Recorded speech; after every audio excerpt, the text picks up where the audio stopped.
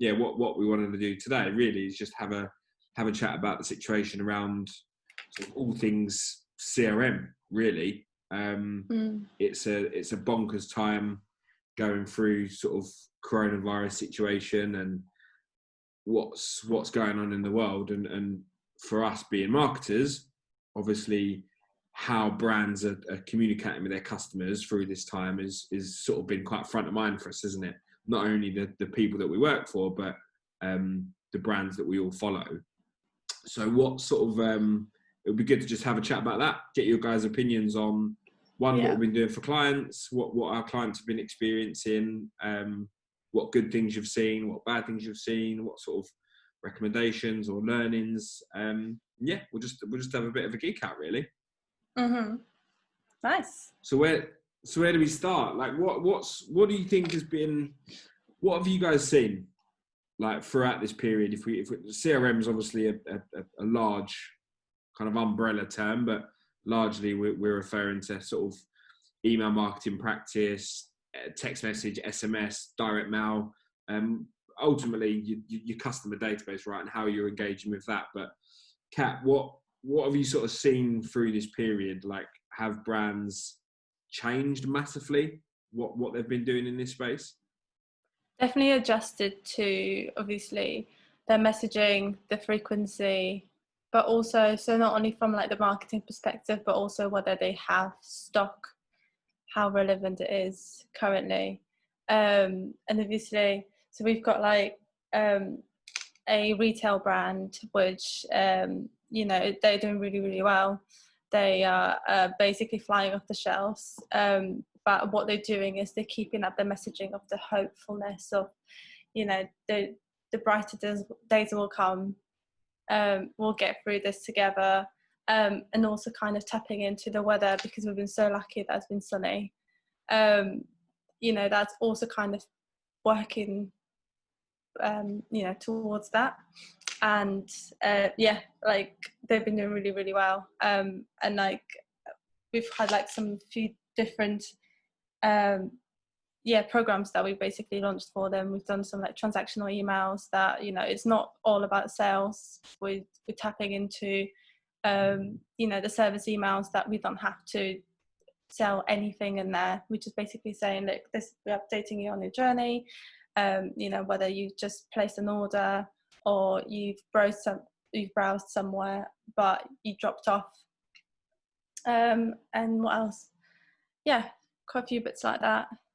That with that client in particular, I think they've really concentrated on the audience again, and they've always done it, and I think they've always built their brand around that, but it's been more important now for them to do it. And I think, like what Kat mentioned, a lot of retail brands, a lot of brands in general, are always sending emails around just selling, and we've made a conscious effort of like turning that around, because obviously people are being furloughed, people are losing their jobs, people are losing income, and I think sometimes people just want to, if they're still like the brand, they might not be in a position to purchase right now, but they still want to be updated with what's going on. They still want to hear about the brand. So I think we've been conscious of, like, even though some of the emails are around transactions, it's also around just building up like that loyalty and why people follow a brand. And that can go across not just this instance we're talking about is retail, but that can go across all sectors. And I think that's the biggest shift we've seen. Some of our clients were doing it already, but now there's a bigger emphasis on it. And I think the ones that seem to be winning more are the ones that were already doing it. And maybe that's a lesson learned for the ones that weren't, is that they should really, it's just super important to talk to your audience in a way that's not just around selling. And of course the aim of the game is to sell, but it's not just about that. And I think if you truly love the brand that you work at, like you do know that. Yeah, 100%. I think we also kind of focused on like their story, and obviously showing customers, bringing them into being part of the journey, really. Bringing them onto that, what's happening behind the scenes. And weirdly enough, those emails also convert. So yeah. Well, people love thing. People love it. Sorry, Luke, go on. No, I was just about to say, and that's the thing. I think there is that assumption that to to get people to convert, the message has to be about buying something. And I think that's probably what you highlighted there is really the golden rule, and especially where we believe the best kind of, not only just CRM practices, but just the best marketing practices, is that focusing on the relationships that you have with not only just your customers, but potential customers, the relationships you have with them, the stories you tell, that's what makes people buy into the brand. So the point you were just about to make, Kat, these storytelling emails that are simply just updating people on, oh, this is how we're currently capturing images of our new stock. We've just got a bed sheet up in our lounge, and that's how the owner of Preview is capturing their product shots. People love it. People buy into it, and then they go onto the website and they view something and they purchase. So I think that for me definitely is. I echo that point you guys have both made, is that the brands that I think have been really doing positive things through this have not stopped. They've not just gone radio silent and gone, we can't sell anything, but they've also not been ignorant and just forgotten that all of this is going on and just carried on selling. I think the successful people have met in the middle. Everyone understands that businesses have to continue, right? If they can do it in the right way.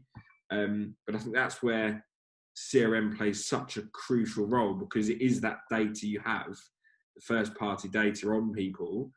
You have a choice, right? How you communicate with them. And I guess some people have just carried on sending X number of emails a day, a week, selling, whereas some people have taken a more sort of customer, sort of relationship focused, right?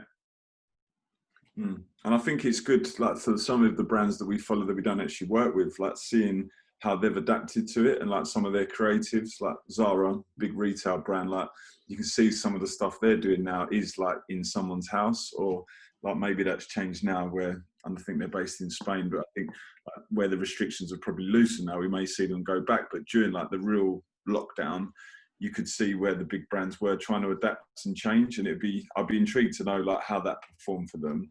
Did it help or did it not? But yeah, I think like a lot of people have got time on their hands as well. So like it is now the time is to talk to them in more depth and like talk to them about like the brand, the story, and why purchase of them. Like, because it is a busy space, retail, especially out there. And I just think, yeah, it's just now's the time to really talk to them.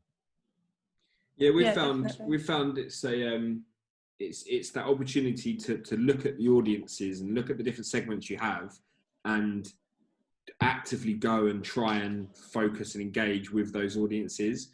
And again, there may be a proportion of your database that haven't purchased for ages, or they haven't engaged with an email for ages. Like, we've seen a lot of effort to go, you know what, actually, because people do have a bit more time on their hands and they're more likely to kind of look at their phone and open an email, for example, then there's been a lot of positive tactics to go and engage those people, to try and bring them back into that kind of engaged segment, so that when we get through all of this and things go back to as normal as they can do in the space of time, you've warmed up that database, you've really engaged them. And I think the missed opportunities, if people aren't looking at it in that way, is that you come out of the other side of this with in the exact same situation as you were before. You have a proportion of your database that buy from you and they're loyal and they're great.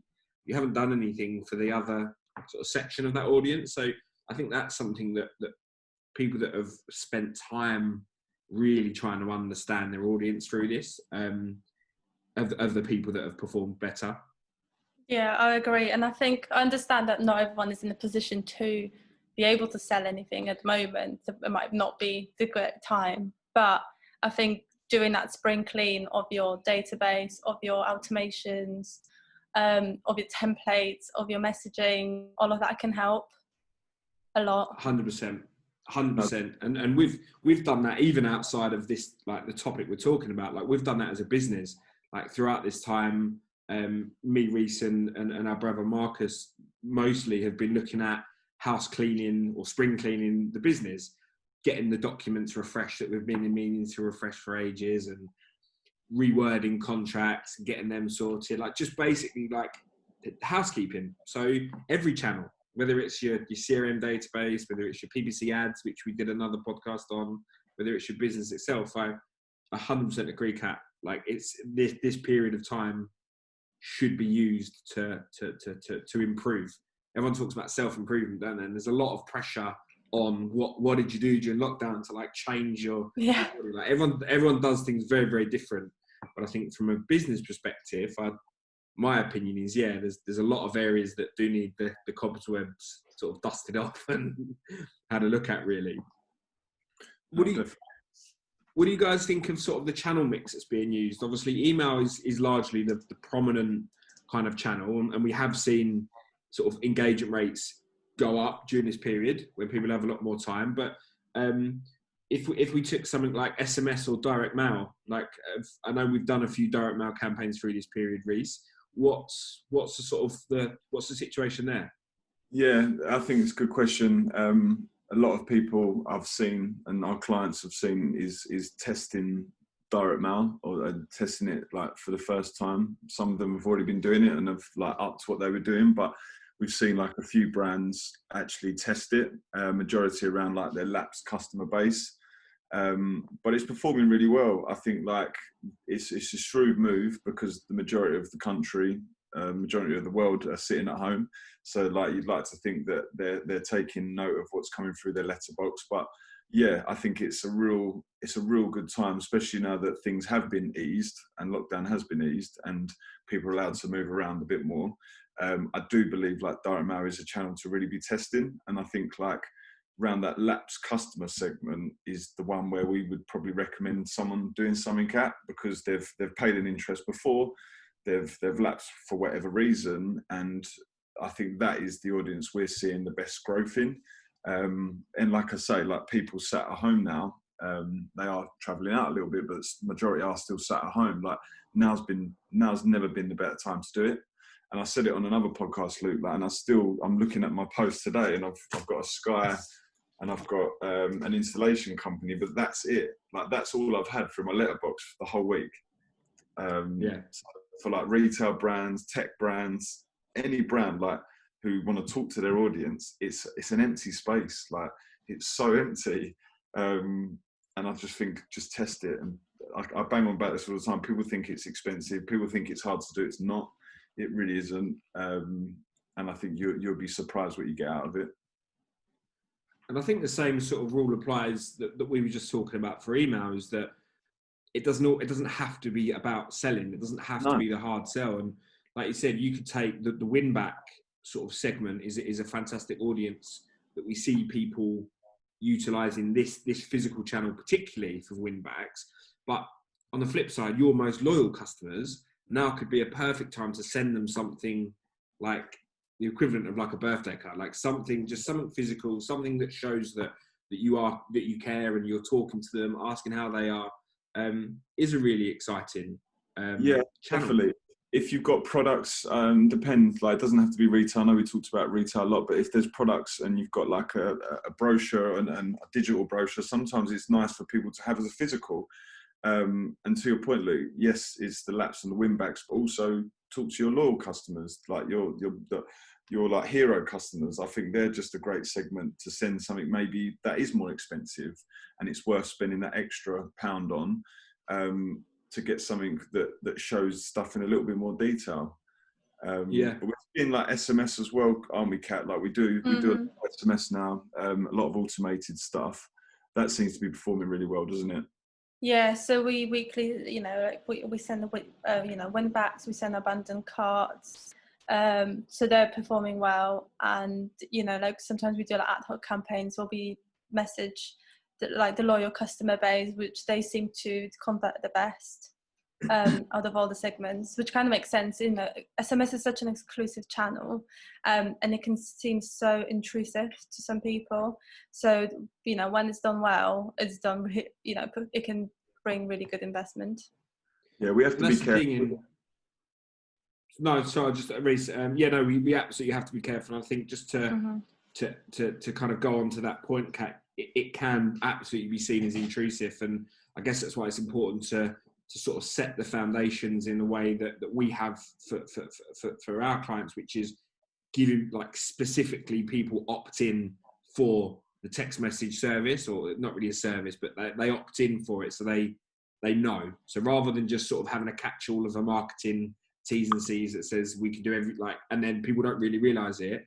We've marketed this to say, if you'd like to hear about products first, if you'd like to get sneak peek at stuff, sign up for our SMS. Like people expect it, which I think is a really important point, because you're right, there's nothing worse than when you get a really intrusive text message and it's just a bit like, hang on, especially in the current climate of there's a lot of fraud and there's a lot of stuff. So I think the opt-in process is more important than ever. Yeah, definitely. The other one that we see quite a real good performance on is like customers that were meant to purchase but haven't, and then we like feed them something, a product or a link to something that's similar to a previous purchase. That one seems to be working really well. And to your point, Luke, if people have opted in, it's also about the frequency.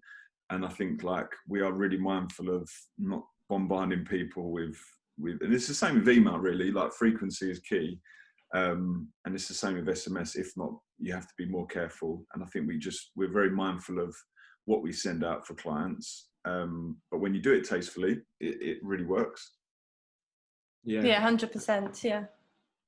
I think in a time where, we're quite far down the line of the COVID-19 situation. We're 2.5 months in lockdown. Things are starting to be alleviated. So we're kind of, hopefully, fingers crossed, we are on the way out of all of this. But during this period, it has become harder for brands to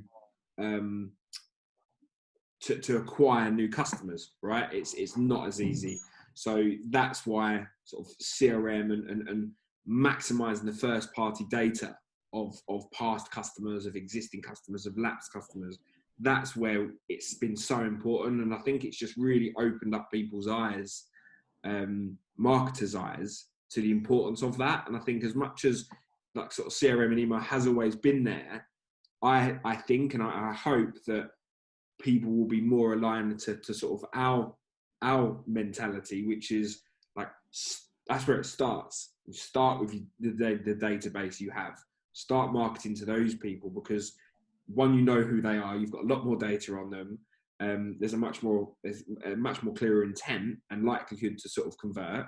But then also you can use that data to then go and find people like them, lookalikes or whatnot. So I think hopefully the balance has shifted in a way where people have been forced to market to their existing customers more, and talk to them and build a relationship. But hopefully that will carry on post-COVID sort of situation, and people will just have a newfound sort of seriousness about how they engage with their customers, right?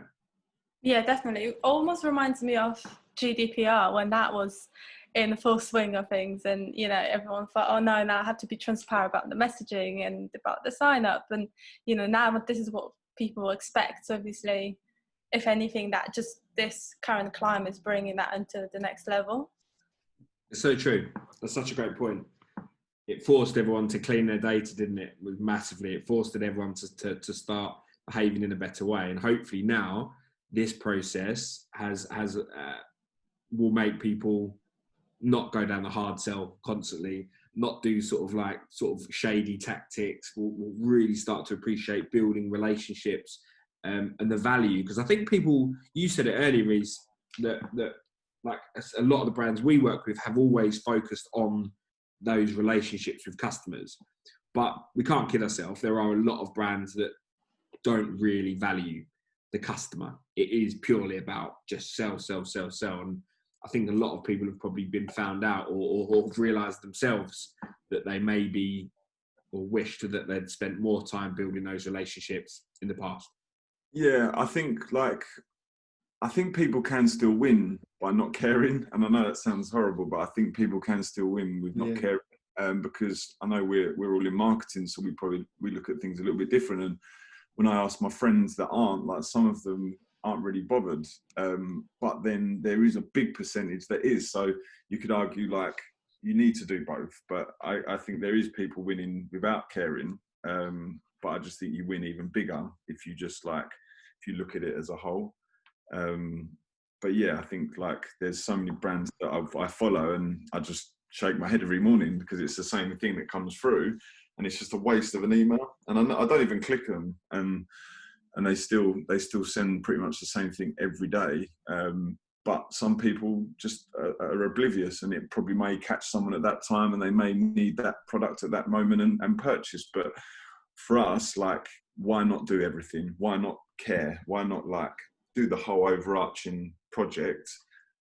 Because you'll win even bigger.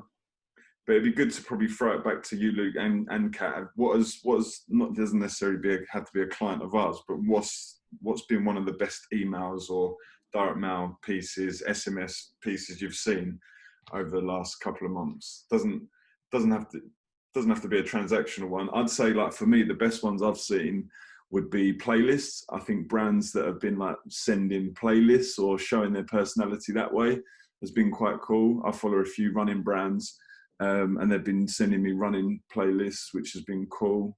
On running, have been setting like 5K challenges and stuff, which has been nice. But it'd be good to see, putting you on the spot.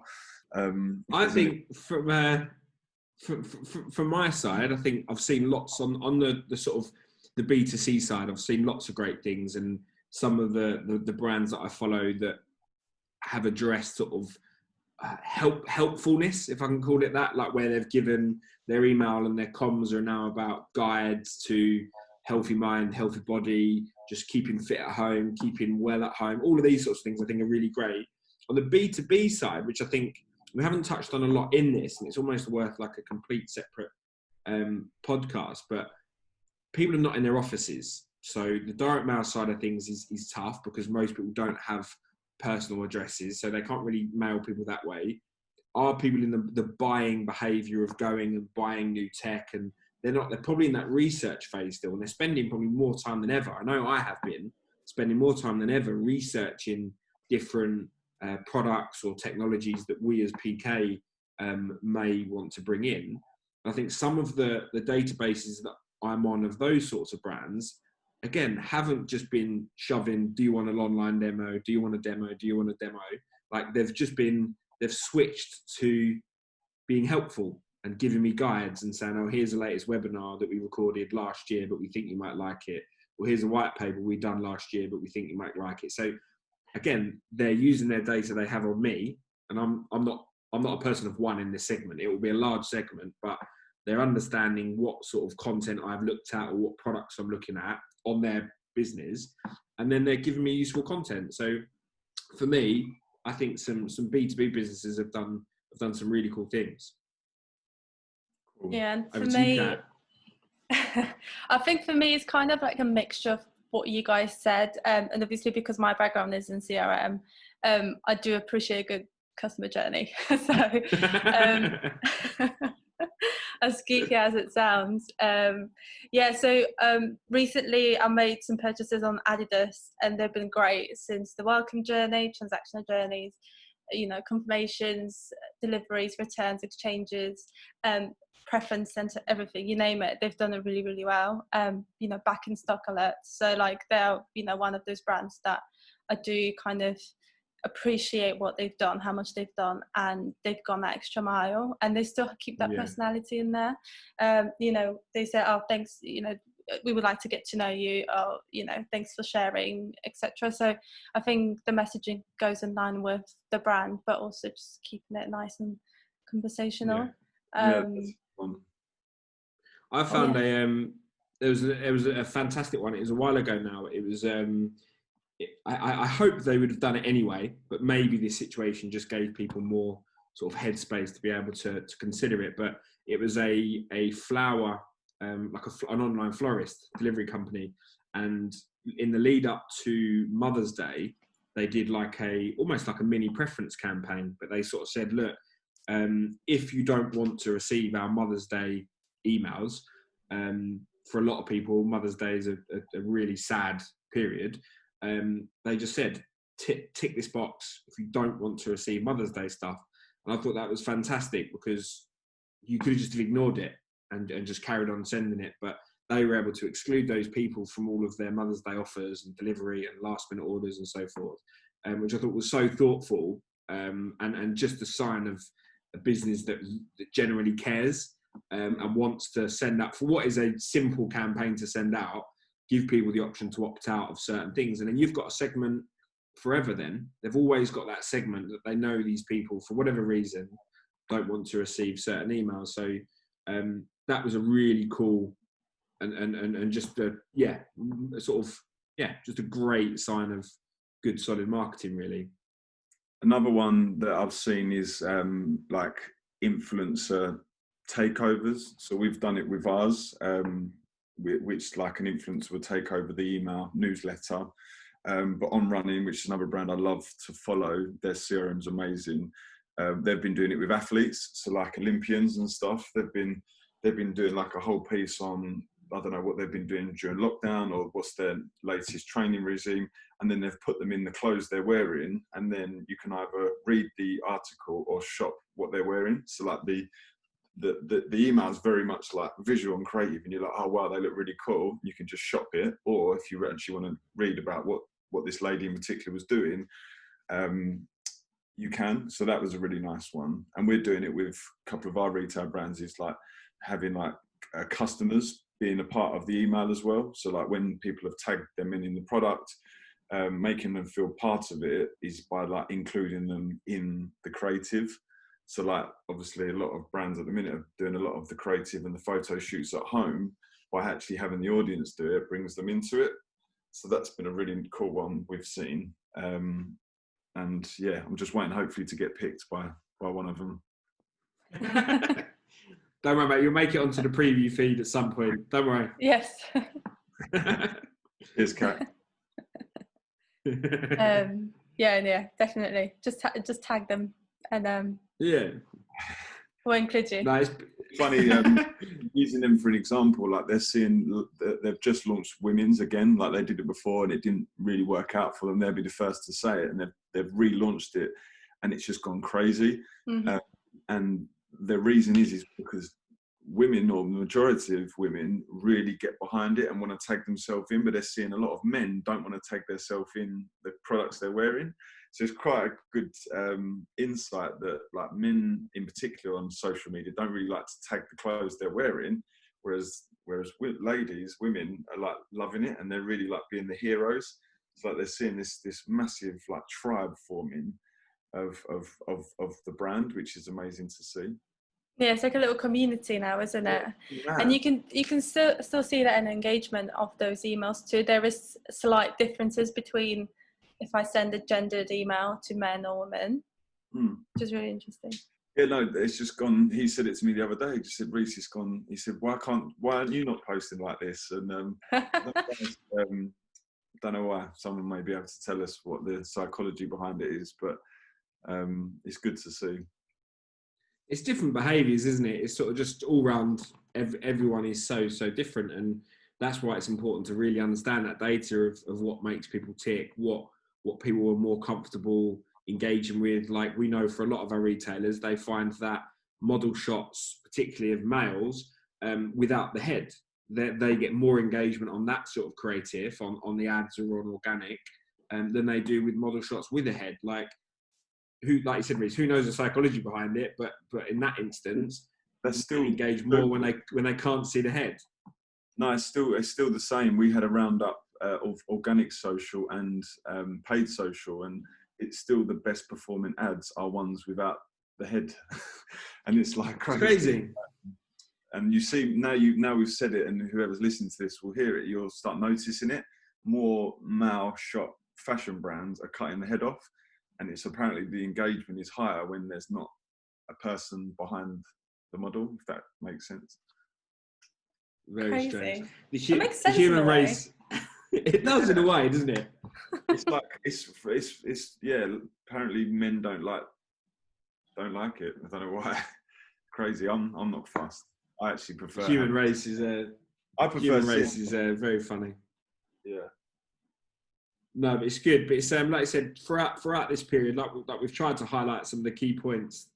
Sort of throughout this period, there has, I feel, and I think you guys agree, there has been a shift to people paying a lot more attention to the databases they have and their CRM and what they're doing to engage those people. whether it's to sell stuff, if they're fortunate enough to still being able to sell stuff through this period, but also just to purely engage and build relationships with people. So I think it's, like we've always said, as within this horrible situation, there's loads of little pockets of sort of silver linings. And when we look at our little bubble of work, I think some of the silver linings are around better marketing when we come out of this. So hopefully lots of lessons learned for people, a new way of looking at things. I know we're having a lot of fun with our clients and really pushing ahead in this space. And like we've always said, we believe that if you really focus on the customers and the data you have on them, not only to talk to them more, but also that allows you to find more people like them, which helps with your acquisition. So it's a fascinating section. Kat, you have the joy of working in it day in, day out, but it's been absolutely, yes. It has been it's been interesting. It's a fascinating area, and it's been great just to geek out, really. Have a chin wag. I think, Kat, you've got the best sort of like indoor plants I've seen. And these you've got some great plants behind you. They've grown. Since the start of lockdown, they've really grown. Don't tell me. It turns into a jungle now. But I'll let you guys go. Take care and have a good rest of the day. And thanks for your time. Yeah, cheers. Speak soon. Cheers, guys. Take care. Cheers, Kat.